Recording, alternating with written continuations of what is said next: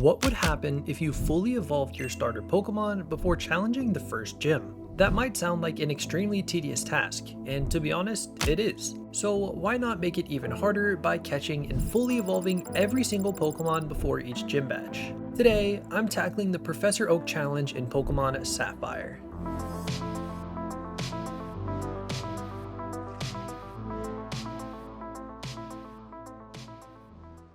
Before we start this insane grind, let's talk about what exactly a Professor Oak challenge is. To put it simply, you must complete your Pokedex as much as possible before challenging each gym. In addition, no glitches, no trading, and no exploits are allowed. I'll be going over each Pokemon's Dex entries and sharing some interesting facts about them, so you may learn some new things about these Pokemon as well. With the basic rules out of the way, let's get started. I begin my journey on August 8th, 2025. After naming my character and talking to our rival, it's time to choose a starter. In some games, certain starters are easier to evolve than others, with the most notable being Totodile from the Johto region, evolving into Feraligatr at just level 30. In these games, all starters evolve at the standard level of 36, so the choice comes down to personal preference. I decided to go with Treecko as I used Mudkip the last time I played these games, and I have a feeling Absorb will be useful for restoring health during these long grinds. Also, I decided to name her Genesis as it literally translates to origin or beginning. That's all the progress I made on day 1, as it was around 11 PM when I started this challenge. But I got up bright and early on day 2 to continue. Before progressing, I decided it would be a really smart idea to collect 5 Zigzagoons. Each one has the pickup ability, meaning that after every battle, there's a 10% chance for your Pokemon to pick up an item. And if it does, there's an additional 10% chance that that item will be a rare candy.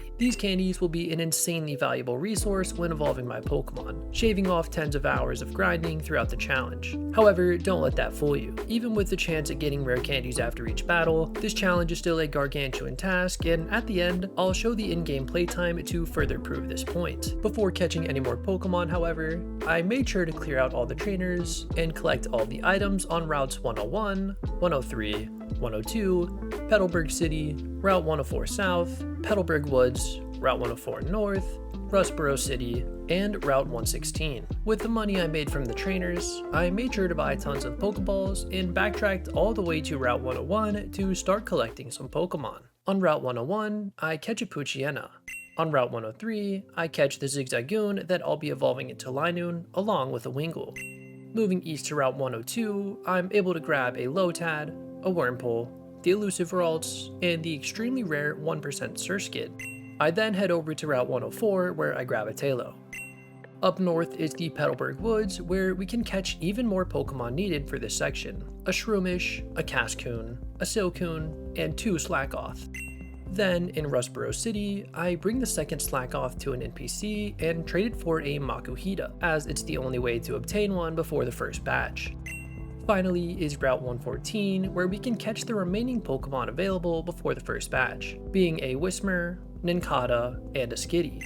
Now, you might think we're okay to progress as we've caught every Pokemon available before the first batch. However, in the Oak Challenge, you need to fill out the Pokedex as much as possible. This means that all of those Pokemon we just caught need to be evolved into their final form before we can challenge Roxanne. The first Pokemon I decided to train was a Ralts. Ralts has the ability to sense the emotions of people. If its trainer is in a cheerful mood, this Pokemon grows cheerful and joyous in the same way. I always thought Ralts was some sort of emo kid since its hair reminded me of long bangs and I thought it was wearing these super baggy pants. While Ralts may seem like an odd choice at first, you'll understand very soon why I've chosen to start with. Unfortunately, Ralts' low level combined with its only move being Growl means that the best option for leveling up is going to be switch training until it learns Confusion at level 6. After this, she can train relatively safely with trips back to the Pokemon Center every couple of battles. This slows down progress quite a bit, as walking back and forth this many times adds up pretty quickly. The reason I'm choosing to train Ralts is because at level 16, it learns the move Teleport.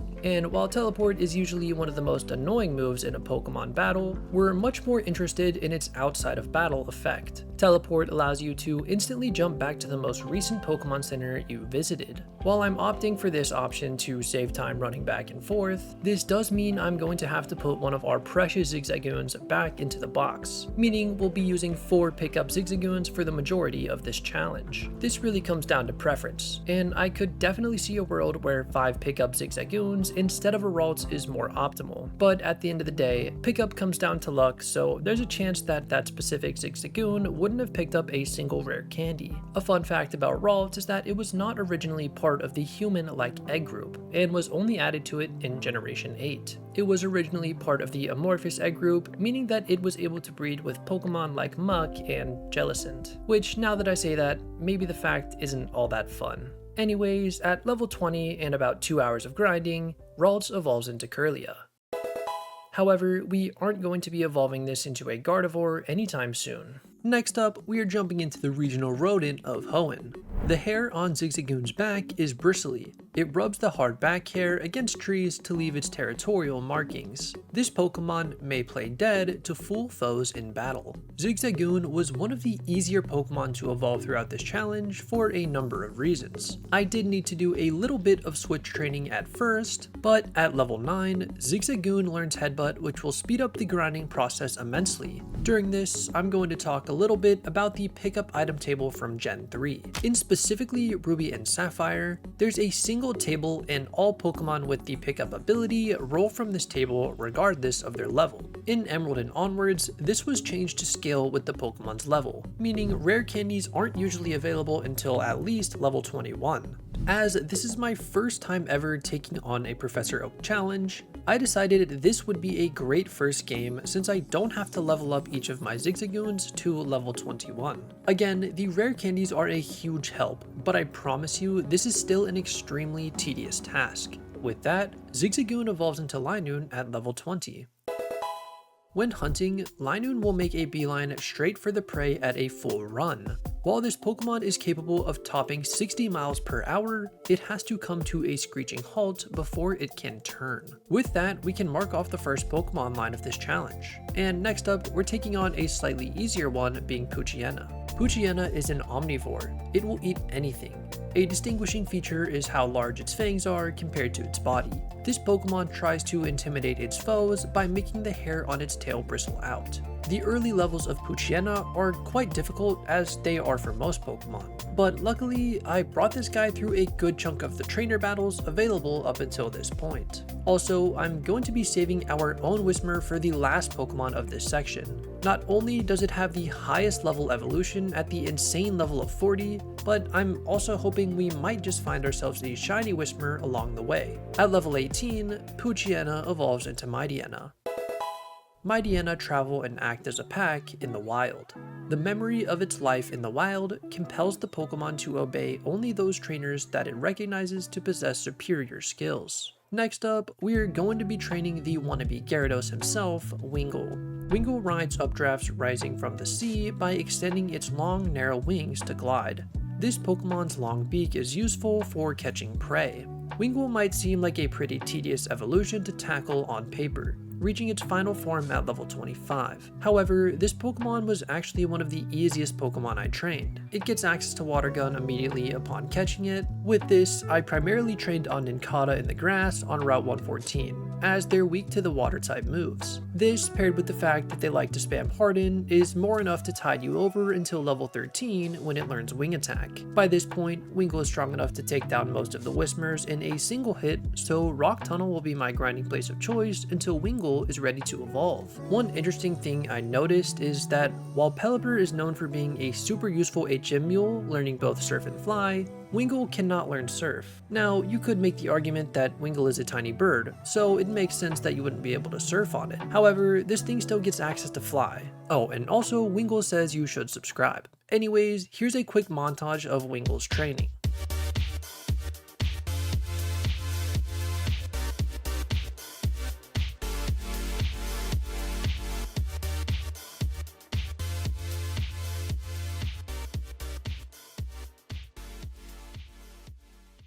Finally, at level 25, Wingull evolves into Pelipper.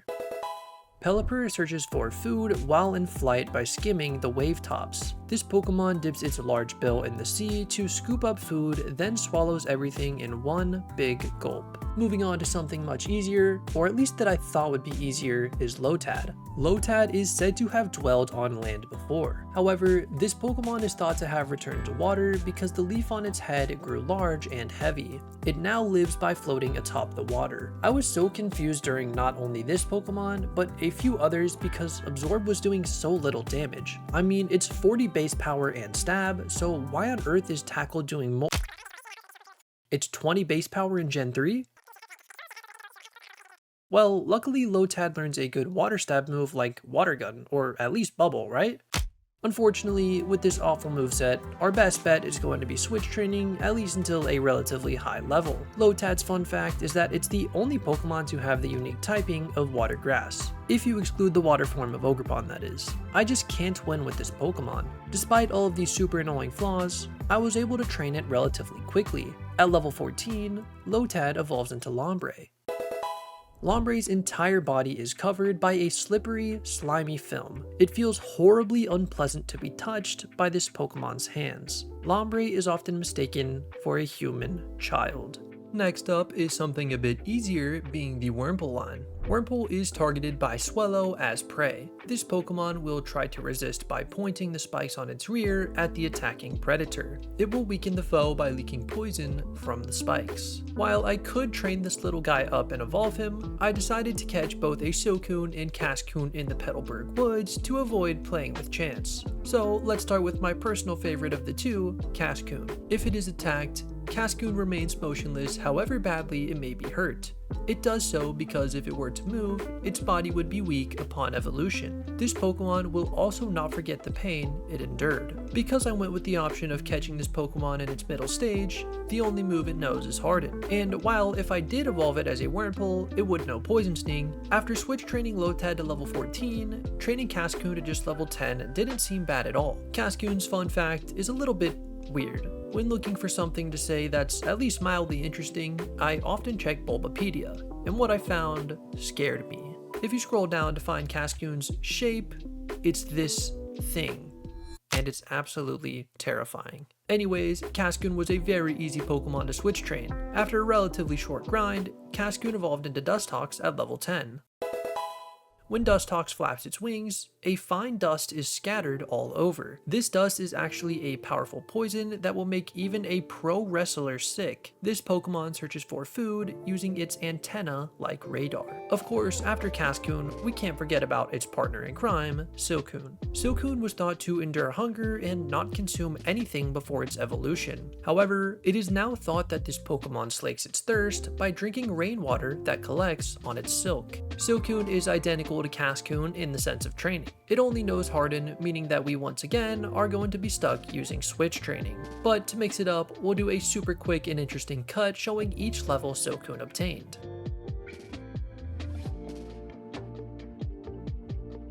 Silcoon's fun fact is that on its Bulbapedia page, there's a really creepy face on its shit. Anyways, at level 10, Silcoon evolves into Beautyfly. Beautyfly has a long mouth like a coiled needle, which is very convenient for collecting pollen from flowers. This Pokemon rides the spring winds as it flits around gathering pollen. Following that is the Hoenn mushroom himself. If Shroomish senses danger, it shakes its body and scatters spores from the top of its head. This Pokemon's spores are so toxic, they make trees and weeds wilt. I ignorantly assumed that Shroomish would be one of the easiest Pokemon to train in this section. However, I was quickly proven wrong. Shroomish once again has the problem of Gen 3 Absorb. I again was constantly confused why Absorb was doing little to no damage. So after a good bit of training, I had the brilliant idea of teaching Shroomish the TM for Bullet Seed. With a base power of 25, just one hit will already make it stronger than... Bullet Seed has a base power of 10 in these games, so most of the time it'll be doing the same damage as Absorb and it still doesn't heal me? Great. This thing was an absolute nightmare to raise in the early levels. Even at level 13 and 14, it still struggled to take out Whismurs in a single hit. Shroomish's fun fact is that this Pokemon is not fun at all. I absolutely love Breloom, and Shroomish is great from strictly a design standpoint, and it pains me that it's betrayed me. After well over an hour of training, Shroomish evolves into Breloom at level 23. The seeds ringing Breloom's tail are made of hardened, toxic spores. It is horrible to eat the seeds. Just taking a bite of this Pokemon's seed will cause your stomach to rumble. Surskit was surprisingly one of the easier Pokemon to train. If Surskit senses danger, it secretes a thick, sugary syrup from the tip of its head. There are some Pokemon that love eating this syrup. With access to Quick Attack and Bubble at just level 7, Nincada was an absolute XP farm for this little bug. Nincada's special defense is also pretty pitiful at just 30, so even at levels 8 and 9, we were already starting to pick up one-hit KOs on them. As my levels continued to climb, I made my way over to Rock Tunnel. The Whismurs do average out to a higher XP gain than the Pokemon outside in 114, assuming you can one-shot them. Surskit's fun fact is that according to the Gen 7 Pokédex, Surskit and Dewpider are enemies, which honestly makes a lot of sense. After a very short training session and at just level 22, Surskit evolves into Masquerain. Masquerain's antennas have eye-like patterns that usually give it an angry look. If the eyes are droopy and appear sad, it is said to be a sign that a heavy rainfall is on its way. Taillow's up next and was probably my favorite Pokemon to train in this section. Taillow is young. It has only just left its nest. As a result, it sometimes becomes lonesome and cries at night. This Pokemon feeds on Wurmple that live in forests. Taillow being part normal time mean it has access to dual stab moves immediately with Peck and Quick Attack, and at just level 13, it gets a nice power up being Wing Attack. Being able to one-shot Pokemon pretty much instantly was super nice, and despite evolving at level 22, it felt like one of the fastest Pokemon I trained in the entire section. By this point, our rare candy total is starting to stack up a lot to the point where I've passed over 30. I decided it would be most efficient for me to get Pokemon to at least level 20 before dumping any rare candies into them. I think this will be for the best in the long run and should allow me to save some rare candies for the next section too. Taillow's fun fact is that it has the highest base speed stat of any unevolved regional bird. At level 22, Taillow evolves into Swellow.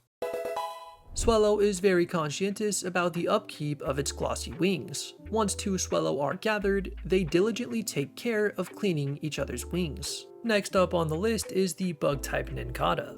Nincada lives underground. It uses its sharp claws to carve the roots of trees and absorb moisture and nutrients. This Pokemon can't stand bright sunlight, so it avoids it. While it's a pretty weak Pokemon, Nincada's evolution at just level 20 kept me quite motivated to keep training. And though its move pool isn't all that great, I opted to teach it Cut, which is a bit stronger than Scratch and allowed us to start comfortably two-shotting wild Pokemon. Combined with Nincada's above average defense stat, the grind really wasn't bad at all. Nincada is one of only 2 bug ground type Pokemon. Do you know the other one? If not, don't beat yourself up because it's a pretty tricky one to remember, being Wormadam Sandform. The training here went by pretty quickly, so after just about an hour, Nincada evolves into Ninjask.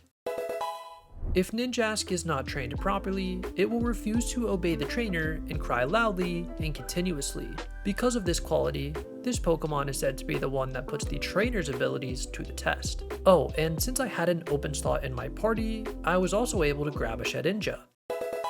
Shedinja is a peculiar Pokemon. It seems to appear unsought in a Pokeball after a Nincada evolves. This bizarre Pokemon is entirely immobile. It doesn't even breathe.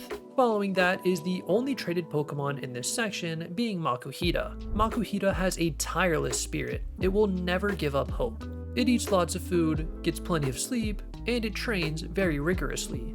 By living that way, this Pokemon packs its body with energy. Since Makuhita was obtained in a trade, after just level 10, it will no longer listen to us consistently. The early levels were an absolute breeze, as it gets access to Arm Thrust at level 10. Even though it occasionally won't listen to us, at level 13 we get access to Vital Throw, and by also teaching it Cut, its entire moveset is now filled with attacking moves. That means if our Makuhita decides to use a different move, we're still going to be able to take down the Whismurs in a single hit. Makuhita is interesting for a few reasons. I bet you didn't know that Makuhita can actually learn Surf. After a little over an hour, Makuhita evolves into Hariyama at level 24. Hariyama's thick body may appear fat, but it is actually a hunk of solid muscle. If this Pokemon bears down and tightens all of its muscles, its body becomes hard as a rock. With that, we're left with just a few Pokemon, but the rest of these are pretty difficult, and the first of which is going to be a Slackoth. Slackoth's heart beats just once a minute. Whatever happens, it is content to loaf around motionless. It is rare to see this Pokemon in motion. The early levels are in extreme pain, needing to be swap trained until it can pick up Okos on its own. Otherwise, it's going to spend an extra turn loafing, which is quite inefficient. This training can be aided somewhat by teaching it Cut, which has a slightly stronger base power than Tackle. Slackoth's fun fact is that, as of Scarlet and Violet, this Pokemon can learn a move of every single typing, except for one. Do you know it? The only type of move this Pokemon cannot learn is a Dragon-type move. After way too much switch training, Slackoth evolves into Vigoroth at level 18. This is the first 3-stage Pokemon we're going to complete, so let's go ahead and continue with Vigoroth. Vigoroth is simply incapable of remaining still. Even while it tries to sleep, the blood in its veins grows agitated, compelling this Pokemon to run wild throughout the jungle before it can settle down. Vigoroth, despite needing much more XP than Slackoth, is significantly easier to train. I even decided to use some PP ups on Scratch, maxing out its power points at 64. This means we can train for longer and in turn need to take less trips back to the Pokemon Center. Because of this, I also decided to swap out our Kirlia for our 5th Zigzagoon just to see if we can grab a few extra rare candies. Vigoroth's fun fact is that with this evolution, it now has access to the Dragon-type move Outrage, meaning it can learn a move of every single type. After training Vigoroth to level 24, I used 12 rare candies and evolve it into Slacking at level 36. Wherever Slacking live, rings of over a yard in diameter appear in grassy fields. They are made by the Pokemon as it eats all the grass within reach while lying prone on the ground. We are now bringing back the very first Pokemon we trained, being Kirlia. Kirlia uses the horns on its head to amplify its psychokinetic power. When the Pokemon uses its power, the air around it becomes distorted, creating mirages of non-existent scenery. I actually don't have a ton to say about this Pokemon other than the fact that it's been extremely useful, of course, for teleporting us back to the Pokemon Center. Kirlia is interesting to me because when I think of middle stage evolutions, I generally think teenager type build, and while Kirlia does fit that description, I assumed it would be relatively the same size as a teenager, only for me to find out that this Pokemon is 2'7". So yeah, a lot smaller than I expected. Kirlia was insanely easy to train as it got a good bit of levels while swap training some of the other Pokemon. So after about 15 minutes, Kirlia hits level 24, and I then use 6 rare candies to evolve it into Gardevoir at level 30. Gardevoir has the psychokinetic power to distort the dimensions and create a small black hole. This Pokemon will try to protect its trainer, even at the risk of its own life. The second to last 3-stage evolution of this section is our starter. Treecko is cool, calm, and collected. It never panics under any situation. If a bigger foe were to glare at this Pokemon, it would glare right back without conceding an inch of ground. Treecko has the same problem as the other grass types in this section, being that Absorb is just so weak of a move. For the most part, I had to settle for 2-shotting Whismurs, which was a pain, but at least Absorb was able to heal some HP, reducing our trips back to the Pokemon Center, even if only slightly. Treecko and I have an interesting relationship. Almost 5 years ago, I soft reset for one in a copy of Omega Ruby. I then saved the game after getting it, and have never touched it since. I literally still have that cartridge where my character is just waiting for me in Little Root Town with this shiny gecko. I'll come back for you, Treecko, someday, I promise. Treecko already had some levels thanks to the early trainers, so after about only 20 minutes, Treecko evolved into Grovyle at level 16. This Pokemon adeptly flies from branch to branch in trees. In a forest, no Pokemon can ever hope to escape a fleeing Grovyle, however fast they may be. Grovyle was much easier to train now that it could OHKO the Whismurs. This is easily one of the best designed middle stage starters in all of Pokemon, but I also decided to train this Pokemon while going on a bit of a walk. You'll notice this more and more throughout the challenge, but I started to realize that sitting inside for 8 hours straight grinding these probably wasn't the healthiest option. So I grabbed my analog pocket and copy of Sapphire, and I was able to train this thing quite a bit. I did of course make sure to come back and record the evolution though. So once Grovyle hit level 24, I fed him 12 rare candies and evolved her into a Sceptile at level 36.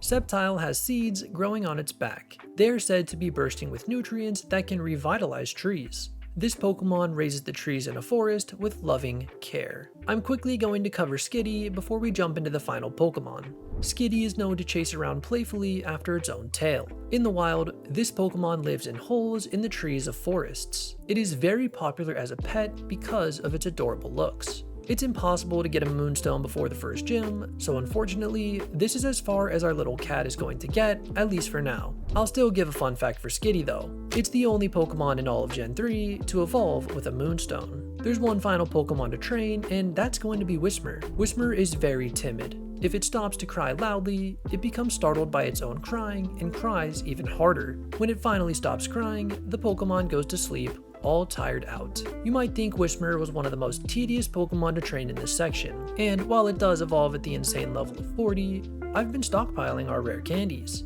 Whismur is particularly nice to train because of the soundproof ability. This means we can attack opposing Whismurs with Pound, while they try and attack us with moves like Uproar that get blocked by our ability. I will say, I was a little bummed that I never found a shiny here, but this is only section 1 of 8, so I've got high hopes that we'll find at least one throughout the duration of this challenge. After only 45 minutes, Whismur evolves into Loudred at level 20.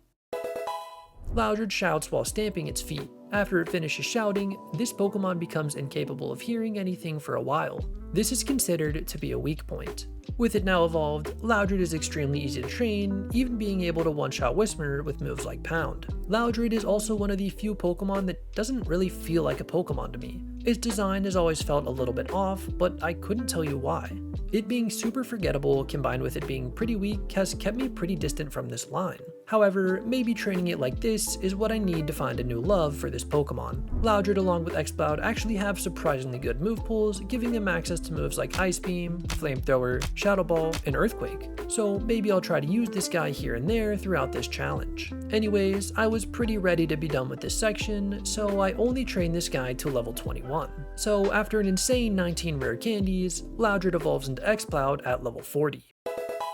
Exploud communicates its feelings to the others by emitting whistle-like sounds from the tubes on its body. This Pokemon only raises its voice when it is in a battle. This brings our total to 37 Pokemon, and every Pokemon you can possibly register in the Dex before obtaining the first gym badge. I was also unsure if the rules state that you can't fight the gym leader until you've registered these Pokemon or enter the gym. So I decided to play it safe, and I still haven't done the gym trainers. Inside, I make sure to take down all of the trainers and stand face to face with Roxanne after an insane playtime of 22 hours and 36 minutes. Roxanne's team obviously stands no chance against us, so Sceptile takes down Geodude with an Absorb, and Slacking takes out her Nosepass with a Slash. Roxanne then rewards us with the Stone Badge, meaning we're free to continue progressing. This video was a little different from the usual Forever Save content that I post, but I've been wanting to take on this challenge for quite a while. If you guys enjoyed this video, be sure to let me know, and if so, I'll consider making this into a series just like the Forever Saves. Anyways, thank you so much for watching this video. It really means a lot to me, and I hope to see you guys in the next one.